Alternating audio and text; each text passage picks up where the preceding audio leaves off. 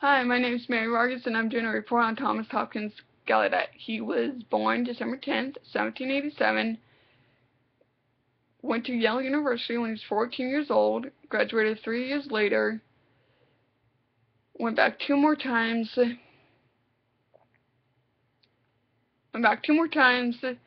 third time and final time he graduated was in 1810. He graduated with a master's degree in arts. He was a Protestant, were his parents and his sisters and brothers.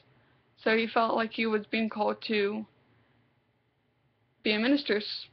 So he went to a school called Andover Theological Seminar. He went in 1812, graduated in 1814. In my opinion, he's a genius. At the end of 1814, he went to his parents' house, which was in Hartford, Connecticut. One day, he was looking out the window and saw his younger brothers and younger sisters not play with the girl that was living next door. He went out to investigate why. He tried to communicate with her, tried to make her feel better, but she wasn't responding. Her dad came out and told him that she couldn't hear, that she was deaf. Thomas tried communicating with her in a way by pointing to his hat and spelling the word out in the dirt. To his astonishment, she understood what he was trying to communicate. Thomas and the dad was very concerned about her education, but yet they knew nothing about communicating with the deaf. There was no schools in America. There was no method whatsoever. The girl ended up being Alice Cogswell. She was 9 years old when she met Thomas. When she was born hearing. She lost her hearing when she was 2 years old due to an illness which was called fever spots. She didn't read, she didn't write, she didn't go to school. So Thomas went to England in 1815,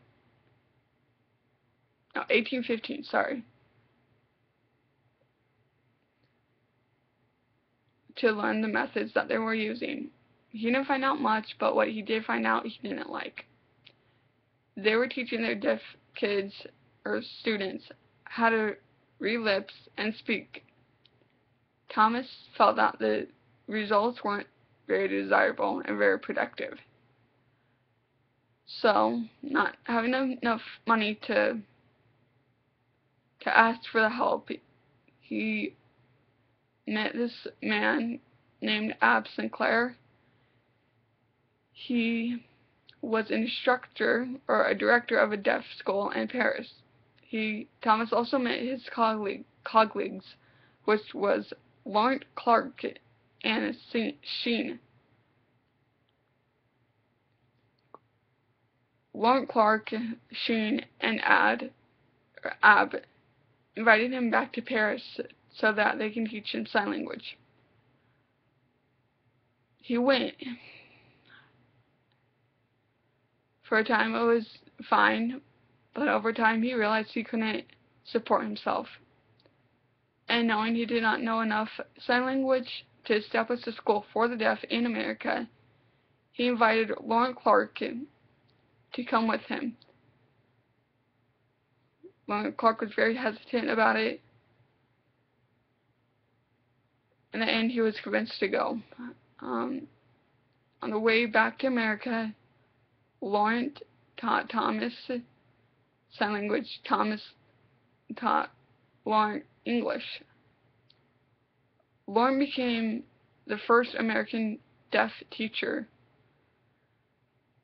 They established a school which was known as the Asylum for the Deaf and Dumb in 1817.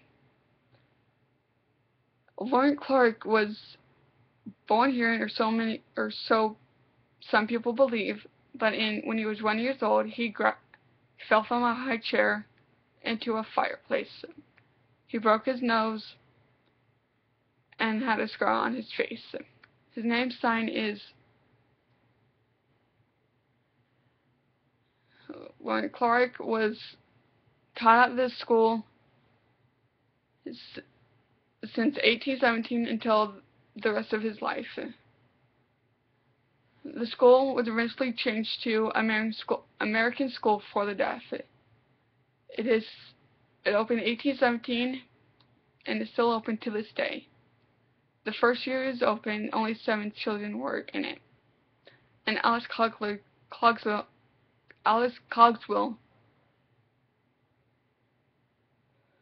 was one of them. Thomas Galluadet was a principal from 1817 to 1830. He retired. Even though he retired in 1830, he never really left the deaf community or deaf people. He married one of his graduates, had 8 kids. He wrote textbooks and children's books for the youth and for the deaf. His youngest son, he convinced his youngest son to teach for the deaf. When the son was 20 years old, he went to Washington, D.C. to start a school for the deaf.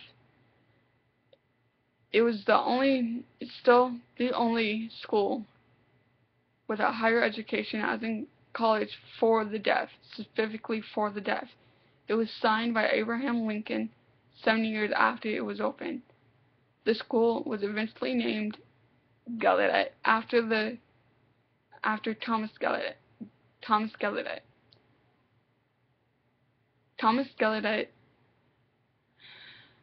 died September 10th, 1853. Thomas Galluadet was an amazing person. He not only inspired the deaf person, he not only inspired the parents, he not only inspired the state, but he inspired the nation. He gave deaf children, not only an education, but a voice and a future. And that is so much more than anybody can ask for, just by doing one simple act. There is a statue at Galluadet University that is Thomas and Alice, his first student, representing the relationship between teacher and student.